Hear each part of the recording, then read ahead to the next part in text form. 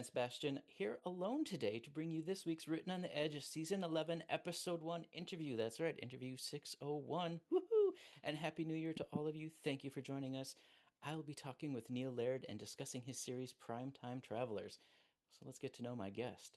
Neil Laird is a multi-Emmy-nominated director of historical films for Discovery, BBC, PBS, History Channel, National Geographic, and many other networks.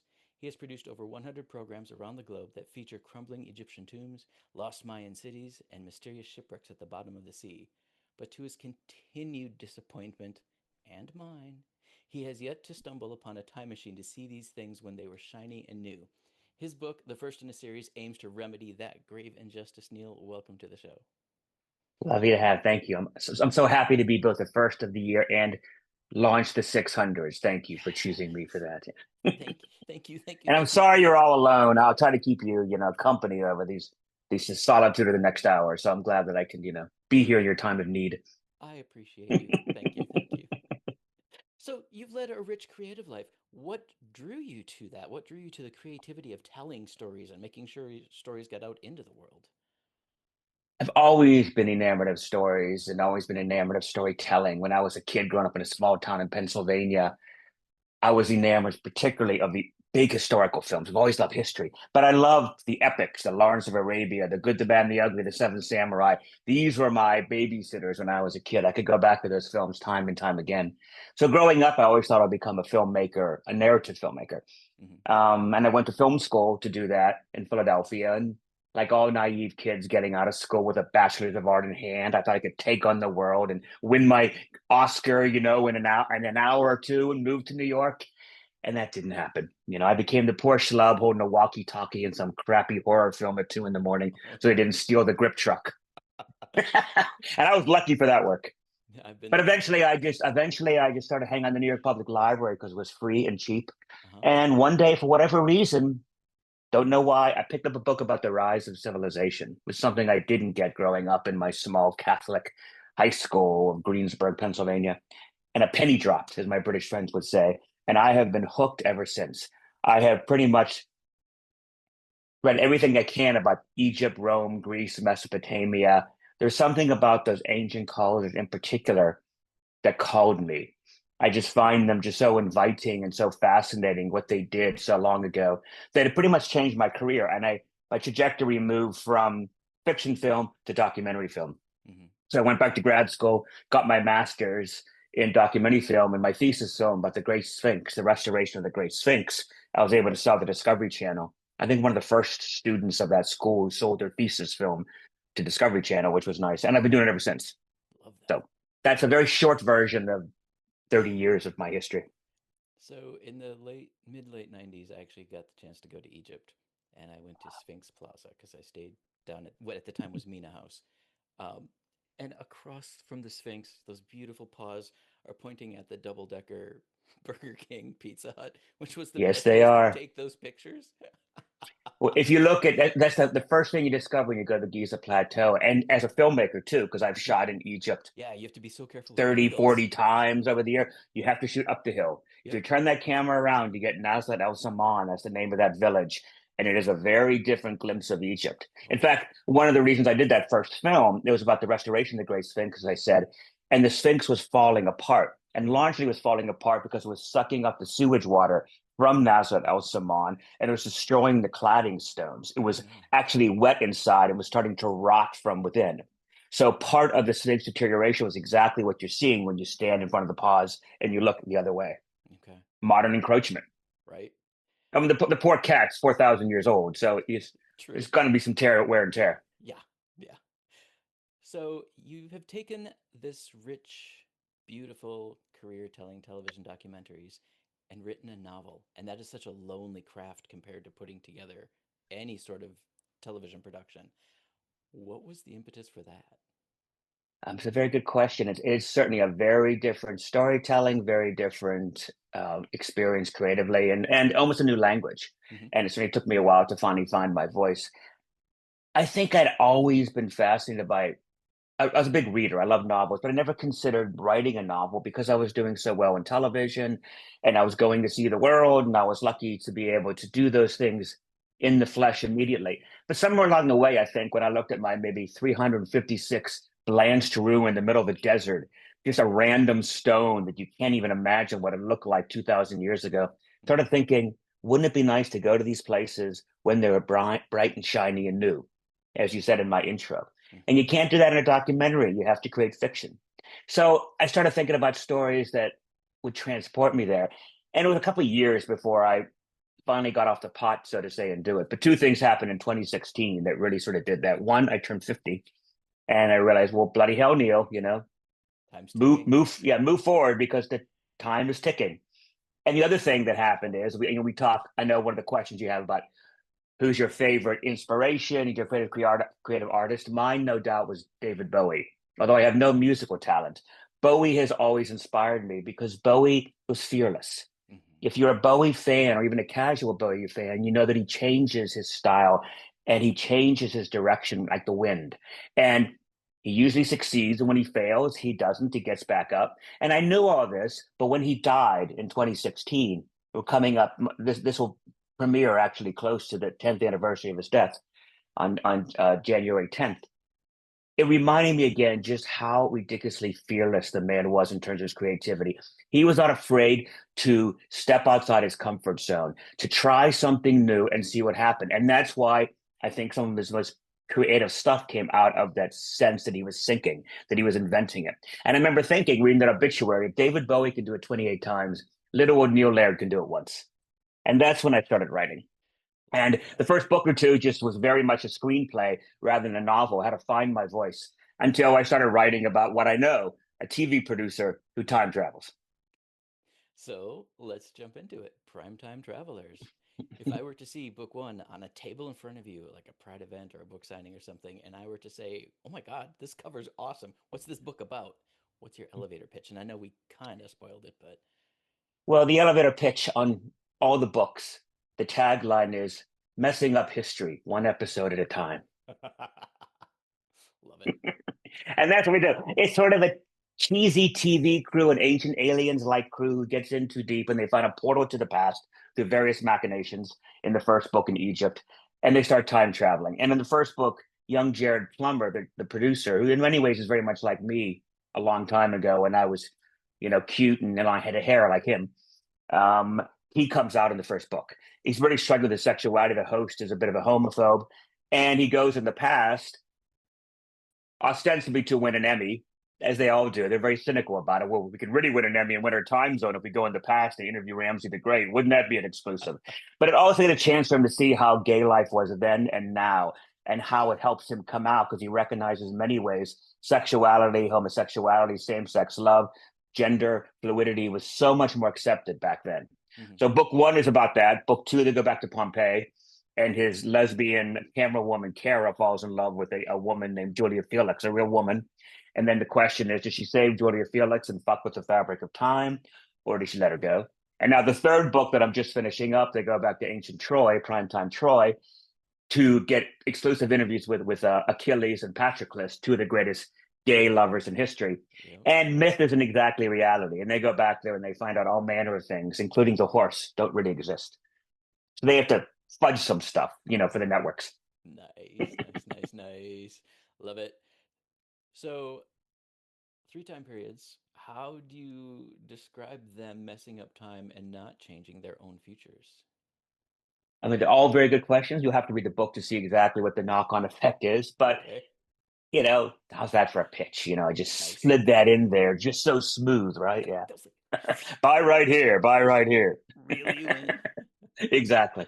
Well, that is the question. Is history fixed? I particularly do that with the third book I'm writing now about Troy, Mm-hmm. because unlike the first book, which is the Ramside period, Ramses the Great, and the second book, which is Pompeii, which is very well documented, and I bring that documentary sensibility to my books. The first book, they go through the 12 hours of the Duat, the underground, on the underworld of ancient Egypt. Yep. And I get to bring mythology to life. And I know that so well. So that each gate has a different demon that you have to get past. That's what a mummification and a tomb is all about. So they have to go down there and find a missing mummy, and as well as get an exclusive interview, win an Emmy.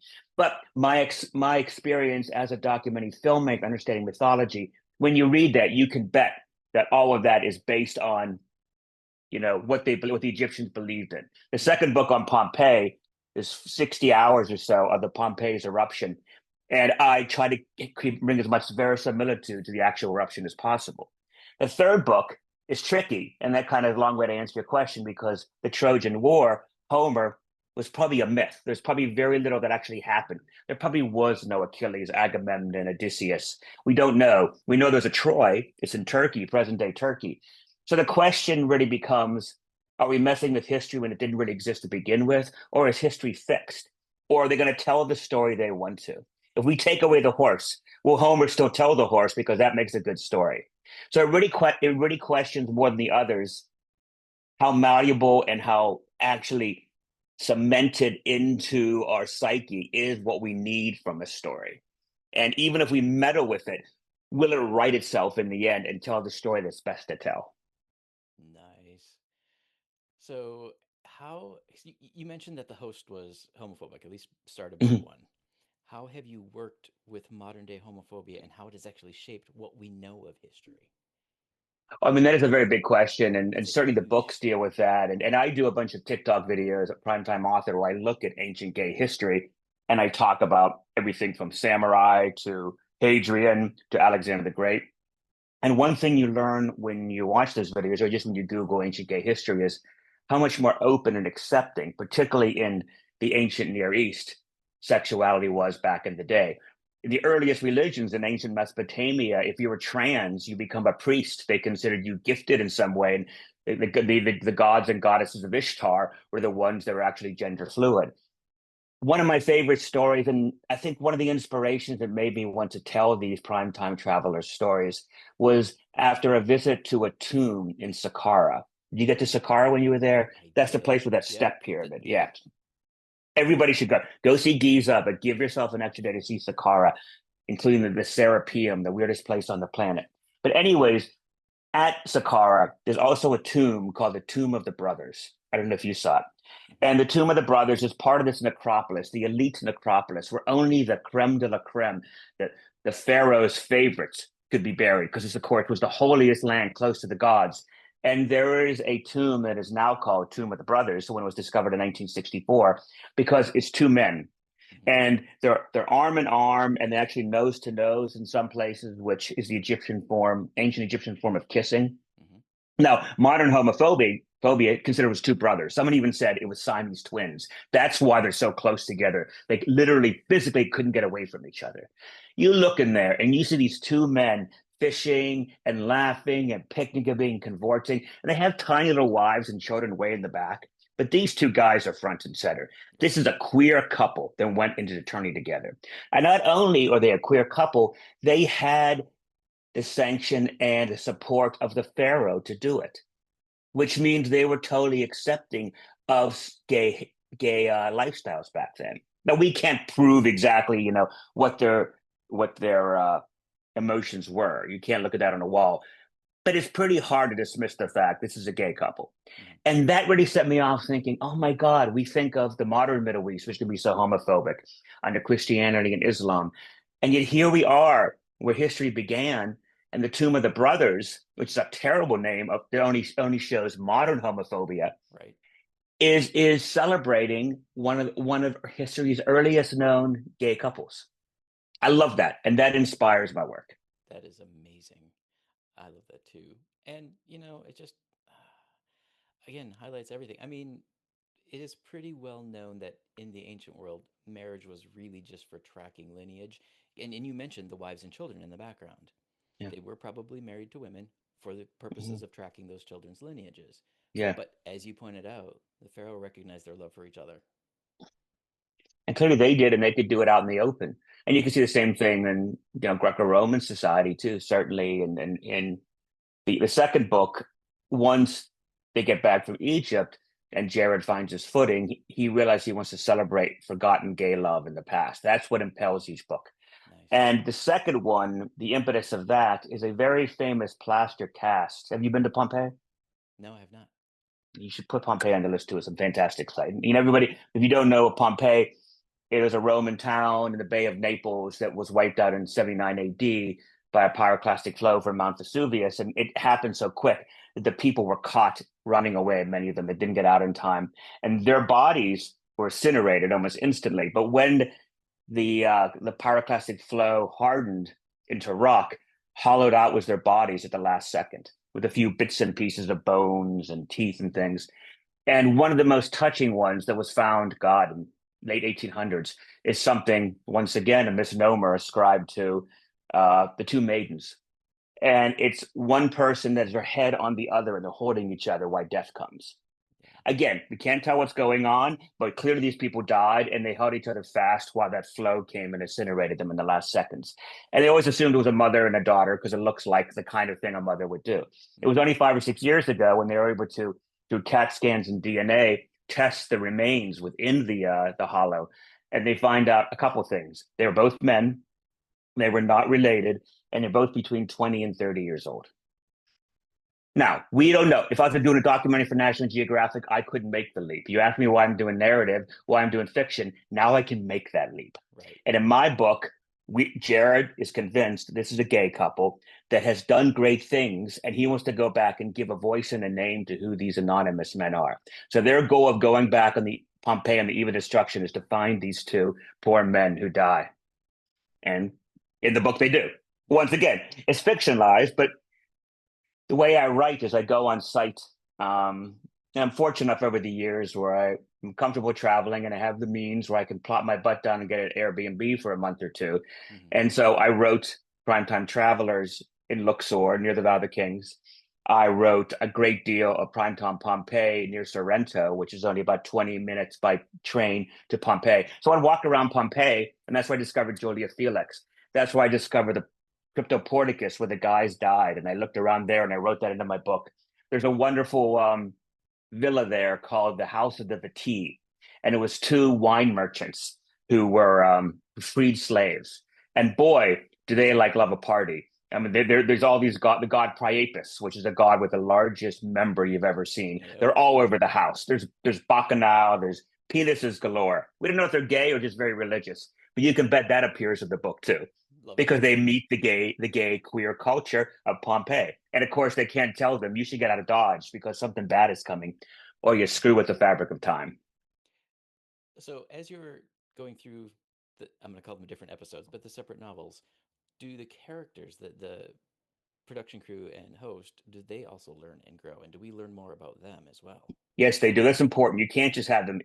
I learned from, watching TV shows as a kid. You can't just have, whatever Mannix solve the same crime every week and not grow as a character. That's the old school. Right. So absolutely, each of the characters grows. And in fact, each book focuses on a different character. Jared is always your main character. He's very much the first book. He falls in love. He hooks up with a Nubian down, And then the second book is Kara, the camera woman. Yeah. The third book is very much the host, the only straight guy. And yeah, but by that point, he's come a long way. So it allows me to dive into other people's background and let some other character come forward. It's a 4-person crew. It's the camera woman, Jared, Ali, the Egyptian sound guy who's sick of all of these Westerners telling him how his history should play out. And then there's Derek Dees, the fake Indiana Jones host, who's really just a toothpaste commercial guy, who just stumbled into this job. Right. Nice. So yes, each book gets a chance for all of them. Ali gets a chance to really save some ancient manuscripts or try to save some manuscripts in Pompeii before they're destroyed forever. So, each one has a mission. It's fun to be able to dive into these characters, very much based on the people I know. None of these characters are any one person, but I've made over 1,000 hours of television in 70 countries. I've worked with so many of these people in various stages that if you were in the business, you say, wait a minute, I did that on that shoot in Athens. But I changed the name so you can't sue me. Love it. Love it. So the best storytelling, and this goes broadly across the spectrum of all media, print as well as film, takes people on emotional cycles of journeys, but you can't just hold at a single emotion. So how have you balanced satire, romance, and historical drama in your series? It's a very good and pointed question. And it's something that is not easy. And I think I had to write those other few books, which I didn't publish because I was still finding my voice. And I realized by the third book, particularly when I started looking at my own job, I can satire, I can skewer my business. Hmm. And so bringing the modern sensibility into the ancient world allows me to take the modern jokes and the kind of glibness that I have and my world has, but then also bring back the grandeur of the past and drama. And my books, people talk about who are the influences of my books. And it's funny, there's no one writer, there's no one filmmaker, there's no one character. Each of my books I recognize, I just did a podcast a few weeks ago, one called "This Queer Book Saved My Life." I don't know if you know this one. Actually, And the book I talked was the Satyricon by Petronius, which was written under Emperor Nero, hmm because it's about gay love, open and fluid with all its vulgarities. That's one of my influences. It didn't save my life in regard, and to just give me a piece of belief in myself that I can talk about ancient gay Rome. But if you look at the first book, there's Indiana Jones is all the way through it, as long as satire. The second book, I realized as I was writing Pompeii, I was leaning to my love of like old disaster movies. At one point, I said, I think that exchange I stole wholesale from the Poseidon Adventure. Except now it's ancient Pompeii instead of a capsized ocean liner in yep, 1972. yep, yep. So the influences of amazing. They come fast and loose. And I think my books, maybe for better or worse, are very much a postmodern hodgepodge Hmm. of satire and drama, because each one has romance Hmm. and each one has drama, which I hope pull people in. At the end of the day, they're action adventure, but they're comic. And it's not easy to do that. And, it's up to the viewer. So some readers may say, I wish I had more drama. I wish it was more comedic. You know, maybe who knows how I please by slicing it and dicing it and putting it together this way. But I feel that really experiences my voice and my desire. I can put my fingers in a lot of different pies. Nice. So, is there anything about the series that I didn't think to ask that you want readers to know? Um, I don't think so. I think we talked about the essence. Again, I think the book, why it has queer characters, I wouldn't call them queer books. I know there's for marketing, really, if you look at the books, there's sexy Jared on the cover, because it does help sell with the the male to male community, and that's really been helpful. They've really been wonderfully supportive getting the word out. But, sometimes may not be the venue for it because probably a lot of queer people listening, but it is not books that you have to be gay to enjoy, because I wanted to write books where the characters are gay by happenstance and just that's what they are. Sure. Except for Jared coming out, the love could very easily happen to a straight couple or any other kind of couple. So at the end of the day, I want to transport people to the ancient world, have a good love story, Hmm. but not make them feel like it's for any one demographic. Well, and that's just it. I mean, even what we've discussed here today, and even you talking about, the Mesopotamian trans folks being priests, you're still touching on queer tapestry, and you've got a blended cast. I absolutely would wholeheartedly put your series in front of anyone who listens to the show and say you will enjoy this. Inshallah. I hope we, God willing. So let me ask you this: if we were to make 2026 the year of queer creativity, what is something you would like to see come out of that? That's a big ask because there's so much we could do. I think know. I mean, clearly just continue to normalize it. I do think I don't want to get into politics because there's an ugly, dark, deep rabbit hole here in the States. But Hmm. clearly, I think we need to stand out more and make it feel like it's very much just the norm and not feel like it's either, a privilege or this sensibility of like, now we got to focus more on gays because it's their time. Hmm. I've certainly suffered that with my books. It's like, it's hard to sell a book when you're a white guy, Right. and being gay isn't enough anymore. So there's no question of kind of like staying in your lane. And I think we need to open up the idea that we don't have to be so fragmented. But I also want to normalize sexuality and normalize it, where my goal is to someone, like I said a few minutes ago, anyone could pick up this book at the Dallas airport, a straight dude, whatever, and he would still enjoy it because it takes you to ancient Pompeii. Yep. So I don't want it to feel like you have to be one or this other. The sense of having to tick a box, I find deeply frustrating on both sides. I think all sides do it. And I understand why, because it's easy to, throw prejudice or roadblocks up and you want to give somebody a voice. Hmm. But normalizing sexuality, I would love for that to happen even more so in 2026. Perfect. I wholeheartedly endorse that. All right, let me take a quick minute to thank listeners so much for supporting the show for 11 plus years. I know it sounds like a lot and not a lot at the same time, but it has meant something to us that you've been with us all this time. Thank you, thank you, thank you. If you do want to keep supporting us, we do have three ways you can do so. You can join our Patreon, rotepodcast.com. You can go to buymeacoffee.com or buymeacoffee.com/rotepodcast and just throw a single donation at us, or you can sign up for our monthly YouTube membership series, which is just $1 a month. Any one of those helps us keep putting this show out in the world, and we thank you even for just your watches, your listens, your likes. Those help too. Now, Neil, are you ready for my new list of get to know you questions? And Ooh. you were breaking in this year's questions. You are Oh, dear ready, goodness. Or I don't know. I guess kind of be a pioneer. I usually live in the past. Now suddenly I'm thrust into the future. but you're making history as we speak. It's true. It's about bloody time, right? Exactly. All right. What book, film, or piece of art has had the biggest influence on your writing style? I saw that question when you sent it. And like I said earlier, I'm such a sort of postmodern thinker. It's kind of hard to say. I think beyond my love of movies, which very much are shot through my books, I think in terms of the sensibility of a writer, I think I was probably most attracted to Haruki Murakami. I love Murakami's work. If you're familiar with him, a straight author, but he does what I aspire to, where he blends fantasy, drama, emotion in a very quirky, time travel time hoppy, strange way. It's his own universe. And when I pick up a Murakami book, I sigh because I'm good hands. It's like, oh, I'm in Murakami's universe. And I just love to be inside his head. And he knows how to just take me somewhere. And if I can aspire to even a little bit of that with my primetime travelers, and I've achieved my goal. Love that. Well, what fictional character would you invite to march with you at a pride parade? Maybe because he's on the brain right now, I'd love to take Achilles. Because ain't nobody gonna mess with him, first of all, you That's know. right. He's like, he brought the Trojans to their knees. So it'd really be fun to kind of show him and say, what you would do with Patroclus back in the Bronze Age is still going on, and we need your help. Like you did in Troy, we need your help right now in like Daily Plaza. Nice. Well, if your protagonist had to survive a gay bar karaoke night, what song would they belt out? I know my favorite song. I don't know if it's a gay anthem, but it certainly is the song that I would never do karaoke. I wouldn't do it to my friends.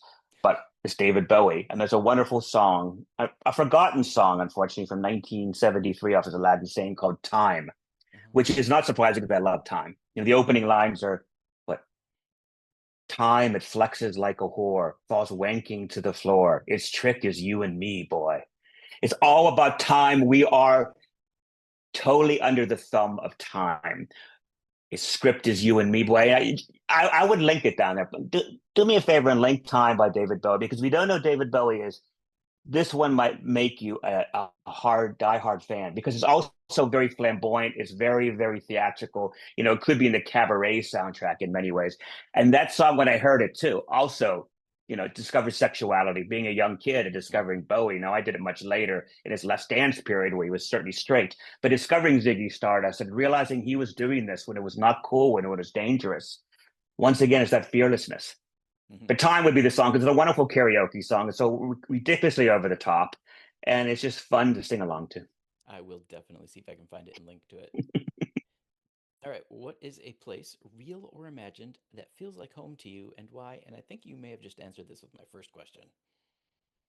Probably Egypt. Yeah, All I right. think Egypt's my happy place, but certainly the ancient world, anywhere. I think Egypt was the place that I always wanted to get to, and I'm going back there and doing a film next month about King Tut, who killed King Tut. I'm going to spend 3 weeks in Egypt, back to my happy place, Nice. crying through tombs and King Tut's body. We're looking at his mummy, we're all these kind of things. I just love Egypt, and I just love that part of the world, and all of the ancient Near East, Greece and Rome as well, but Egypt particularly because they did it first, and it was just so strange and just so singular. I just can't get enough of it. Love it. All right. What is the strangest or most unexpected place you've ever found inspiration for a story? Hmm. I may slip out of my obsession with the ancient world and my prime time. The book that I couldn't get an agent for, I think because it was the wrong time Hmm. and I was the wrong person to write it. But it's a book about a guy looking for his mother who disappeared on the old hippie trail. Oh, He really? plays a near to well, you know what a hippie trail is? A lot of Americans don't. It's a fascinating period. I'm going to get back and write a book, either fiction or nonfiction. The hippie trail was the term giving to a period between 1967 to about 1979 when a bunch of Westerners, Americans, Brits, Germans, particularly Swedes, they dropped out of society, the hippie movement, the counterculture, and they went overland Hmm. across Asia, looking for enlightenment to Kathmandu, following the Beatles to Rishikesh, or they went down to Goa and looking for wonderful drugs and then party their ass off until they drop.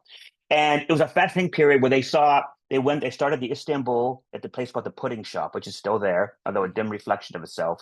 That's where you get a magic bus. You can only, no money, no cameras. You have to do it on the cheap, Huh. like the locals do. And you go overland through Turkey into Iran, down into Pakistan or into Afghanistan, which was Shangri-La then. Afghanistan was a very different place than it is now. Pakistan, and then ending in India or Kathmandu. I would have loved to have done. If I could time travel, I'd love to see that going the hippie trail because, of course, all those roads are closed now. Hmm. Iranian Revolution, 79, the Kashmir War, the Soviet invasion of Afghanistan in 1980. The road closed by 1980. So this one generation got a chance to see this open world. And a lot of Afghans were looking at the Westerners for the first time. Hmm. But anyways, that's the setup for, I got that idea because I was back home in Western Pennsylvania and I drop off a package from my parents or whatever. And there's a city called Latrobe, Pennsylvania, which is close to where I grew up, the home of both Rolling Rock and Mr. Rogers. There's some twin Right? forces. But I went into this kind of sad little kind of tiny mail room, and in the back there was this dusty package in brown envelope sitting there forlorn. And I looked at it and I couldn't see anything of what it was, but I could tell that it had been forgotten and it was written to somebody in Latrobe. It wasn't being, and the return address was in Arabic, which is very strange in a small town in Western PA. You wouldn't think that. Sure. And I started thinking, what could be in that package? Hmm. And my main brain started to go. And I came up with an idea because I was already fascinated by the hippie trail. And the first scene of that book, called Overland, is a near do well mailman in Latrobe, Pennsylvania, who's on his route dropping the mail. At the very end of the cul-de-sac is where he lives. Hmm. Every day, he's a guy that's never been outside of Western PA. Every day he takes the same route and ends in his house. And then one day he noticed that same package. And when the mail goes down and down, he realizes that it's to him. And the return address is Roxanne, Herat, Afghanistan. He doesn't know anybody in Afghanistan. He doesn't know anybody in Pittsburgh, let alone Herat, Afghanistan.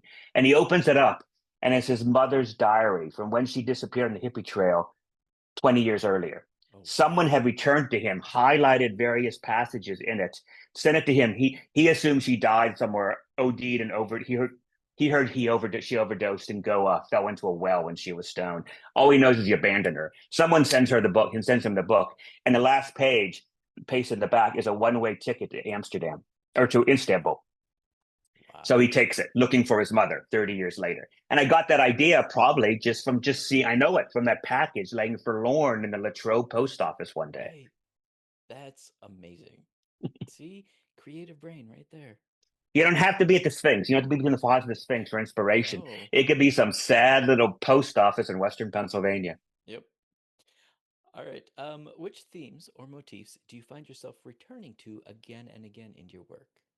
Certainly time. I love the Hmm. idea of what time is. The question, is it fixed? Can it be changed? But also, I'm of the belief that time doesn't get better, the history doesn't get better, that we're much more circular, that we are not learning from our ancestors, repeating the same mistakes ad nauseum. So rather than going up, up, up like a hill, it's a spiral. And I take the long view of history because I love things that go back so far, that I love being able to take the modern and blend it with the ancient past. I did it for years in my documentaries.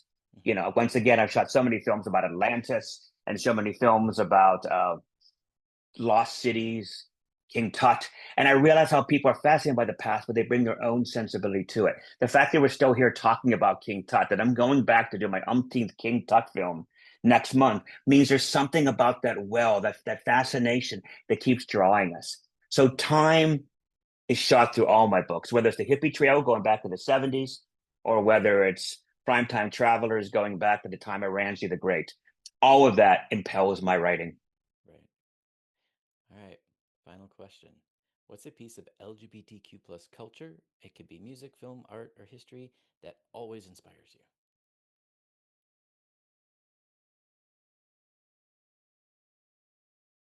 And it's just so hard to pick one thing. I've already mentioned the Satyricon because it Yep. really opened my eyes to the idea that they were writing gay literature in 64 AD. Mm-hmm. That alone is fascinating because it shows you, it's like, talk about we're here, we're queer, get used to it. I mean, like, we have been.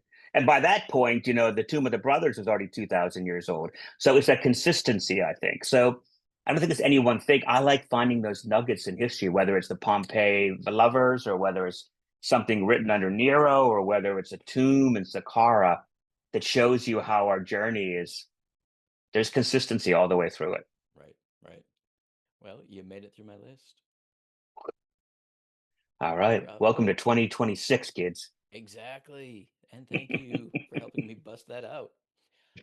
Um, what's coming up next for you? What are you working on? Primetime Troy is in the hands of beta readers, and if anyone on here is a reader or a writer, they'll know what beta readers. That last phase you go through as an author, where you give it to your trusted readers Mm-hmm. and get their feedback before then it goes to copy editing, and then ideally, hopefully, the book will be out Primetime Troy by end of the spring or early summer.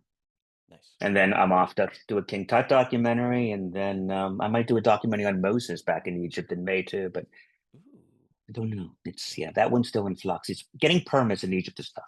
I That's bet it another is. discussion. Another whole huge discussion. Yes, yes.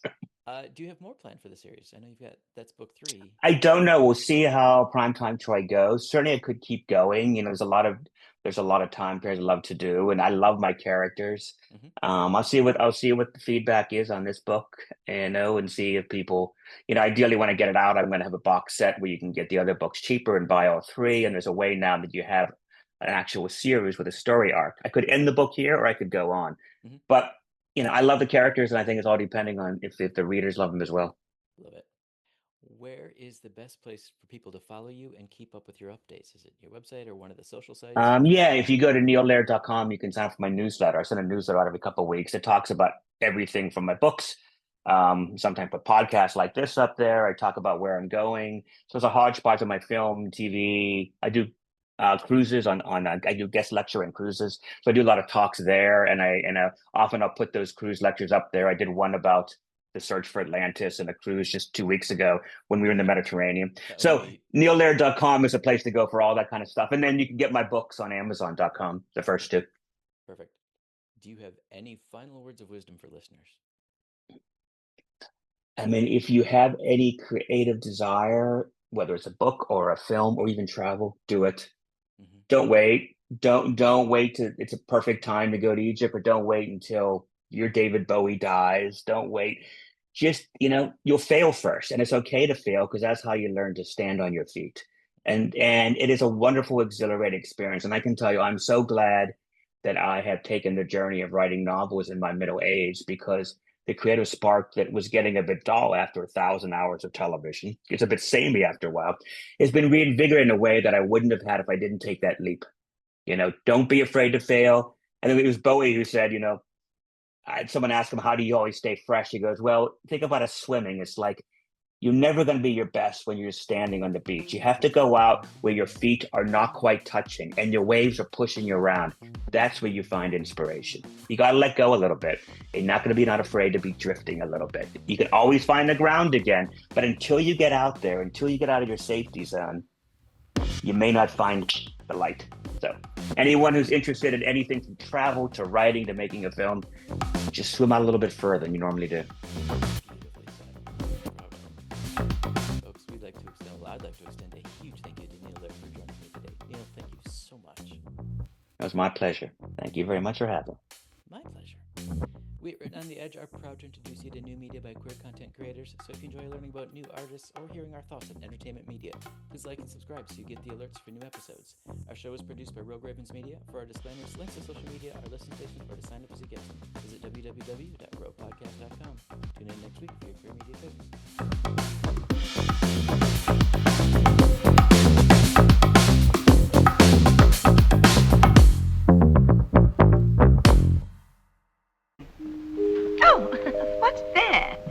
Closing time. The bums rush in melody, dear.